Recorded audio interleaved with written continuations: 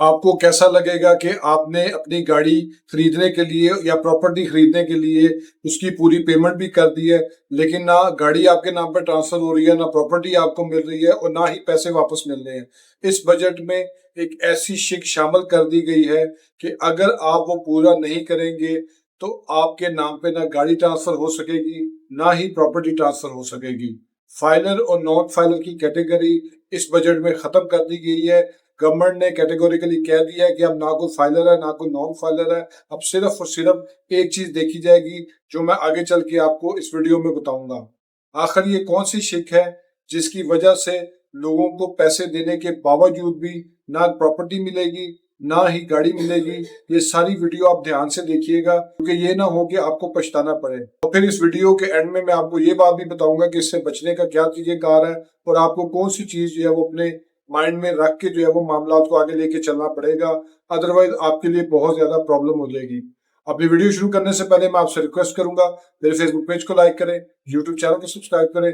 दूसरा मेरी आपसे रिक्वेस्ट है कि अगर आपको मेरी वीडियो से कोई इल्म पहुंचता है, आपके नॉलेज में इजाफा होता है या आपको वैसे तो बेनिफिट होता है, तो आप मेरी वीडियो को लाइक कर दिया करें, कमेंट कर दिया करें। इससे मेरी बहुत ज्यादा हौसला अफजाई होती है। तो अब आ जाते हैं अपने असल टॉपिक की तरफ। आखिर वो शिक कौन सी है जिसकी वजह से, जिसको बेसिकली तमाम बजट के अंदर जो है वो सबसे ज्यादा हाईलाइट भी किया जा रहा है और इसको सबसे ज्यादा खतरनाक शिक भी कहा जा रहा है। तो इसके लिए मैं आपको स्क्रीन की तरफ लेके चलूंगा। तो ये आप स्क्रीन के ऊपर देख सकते हैं, ये आप सेक्शन देख सकते हैं कि जो 114 सेक्शन जो है वो ऐड किया गया है। इसमें उन्होंने बड़ा कैटेगोरिकली कह दिया है कि किसी भी इन एलिजिबल पर्सन की तरफ से अगर दरखास्त दी जाती है गाड़ी की बुकिंग के लिए, परचेज के लिए या रजिस्ट्रेशन के लिए, यानी इसमें नई और पुरानी दोनों गाड़ियां बीच में आ जाएंगी। किस शख्स के लिए? In eligible person. In eligible person कौन है वो मैं आगे आपको वीडियो में बताऊंगा कि उसका क्या डेफिनेशन है। तो इसके बारे में लिखा हुआ है कि it shall not be accepted or processed by any manufacturer of a motor vehicle or vehicle registration authority of excise and taxation department as the case may be. यानी कि अगर कोई ऐसा शख्स जो कि एलिजिबल नहीं है, अगर वो दरखास्त देगा गाड़ी को खरीदने के लिए, गाड़ी की ट्रांसफर के लिए या गाड़ी को जो है वो बुक करवाएगा, तो उसकी जो दरखास्त है वो मुतलका अदारा, मुतलका शोरूम जो है वो रिजेक्ट कर देगा। वो गाड़ी को खरीदने जिधर ये जिस तरह लोग नई गाड़ी खरीदते हैं उसको जो है वो रद्द कर दिया जाएगा। अब इससे होगा ये कि अगर मिसाल तौर पर एक शख्स है वो गाड़ी खरीदने जाता है और वो गाड़ी खरीदते वक्त जो है वो पेमेंट भी कर देता है, लेकिन उसको ये अंदाजा ही नहीं अपने स्टेटस के बारे में कि वो एलिजिबल है या इनएलिजिबल है, तो पेमेंट अगले बंदे के पास चली जाएगी, लेकिन वो गाड़ी उसके नाम पे ना ट्रांसफर होगी, ना बुक होगी, ना वो खरीद सकेगा। तो ये उसके लिए बहुत बड़ा प्रॉब्लम हो जाएगा। इसी तरह उन्होंने आगे मजीद बताया कि एनी एप्लीकेशन और request by any eligible person to any authority responsible for registering, recording और attesting transfer removal property। यानी कि ऐसी अथॉरिटी जिसमें सब रजिस्ट्रार भी शामिल है, जिसमें बेसिकली जो है वो तमाम वो अदारे शामिल हैं, जिस तरह डीएचए हो गया, बैरियर टाउन हो गया, ये कंपनीज हैं जो कि प्रॉपर्टीज को ट्रांसफर करती हैं।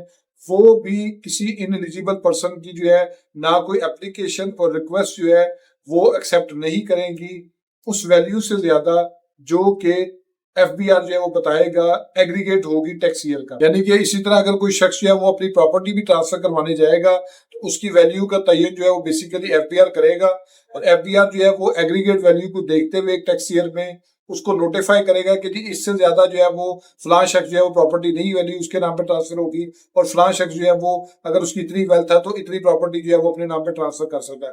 जिस तरह सैलरी के स्लैब रेट्स होते हैं इसी तरह के स्लैब रेट्स आएंगे कि इतने से इतने तक की वैल्यू की प्रॉपर्टी जो है वो ये शख्स खरीद सकता है, ये शख्स नहीं खरीद सकता। फिर इसके साथ जो है अगर वो ये शख्स जो है वो इतनी प्रॉपर्टी का जो है वो मालिक है या इतनी उसके पास वैल्यू नेटवर्क मौजूद है तो वो गाड़ी खरीद सकता है या प्रॉपर्टी खरीद सकता है, तो ये भी बीच में आ जाएगा। तो मिसाल के तौर पे आपको प्रॉपर्टी का सौदा करते हैं, प्रॉपर्टी खरीदने के बाद आप टोकन करते हैं, करारनामा करते हैं, फिर उसके बाद जो है वो आप बयाना कर लेते हैं और उसमें आप जो है वो पेमेंट भी दे देते हैं अगले बंदे को। जब ट्रांसफर की बारी आती है आप जो है वो मुतलका रजिस्ट्रार के पास जाएंगे या मुतलका अथॉरिटी के पास जाएंगे, वो आपके ट्रांसफर को अगर आपकी इनएलिजिबिलिटी की वजह से रोक लेता है तो आपके लिए बहुत ज्यादा प्रॉब्लम होगी। क्योंकि जिस शख्स ने आपने प्रॉपर्टी खरीदी है, गाड़ी खरीदी है, उसको तो पेमेंट चली गई, वो कहेगा जी ये तो आपका मसला है, ये तो मेरा मसला ही नहीं है।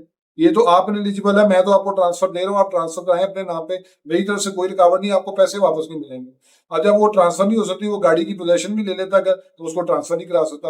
वो घर का कब्जा उसको वो देता ही है, अगर एक शख्स बेईमान हो जाता है वो कब्जा देने से भी इनकार कर देता है, उसे पता लग जाता है कि ये तो बंदा इनएलिजिबल है एफबीआर के रिकॉर्ड में, और ये जो है वो मालिक नहीं बन सकता, तो उसके लिए ये बहुत बड़ी प्रॉब्लम बन जाएगी। इसलिए आपने अपना एलिजिबल स्टेटस जो है वो जरूर देखना है।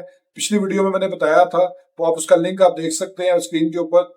इसके डिटेल में बताया था कि ये सर्टिफिकेट आपको चाहिए होगा जो आपकी एलिजिबिलिटी का फैसला करेगा। तो इसलिए आपने कोई भी प्रॉपर्टी खरीदनी है या आपने कोई गाड़ी जो है वो खरीदनी है या ट्रांसफर करनी है, तो आपने सबसे पहले एलिजिबल सर्टिफिकेट जो है वो अपना लेना होगा, और उसकी एलिजिबिलिटी जब आपकी तय हो जाएगी तो उसके मुताबिक जो है वो आप प्रॉपर्टी की सेल परचेज कीजिएगा। अब इससे बचने का जो तरीका है वो यही है कि आपके पास सर्टिफिकेट होना चाहिए, क्योंकि ये सर्टिफिकेट वेरीफाइबल ऑनलाइन होगा।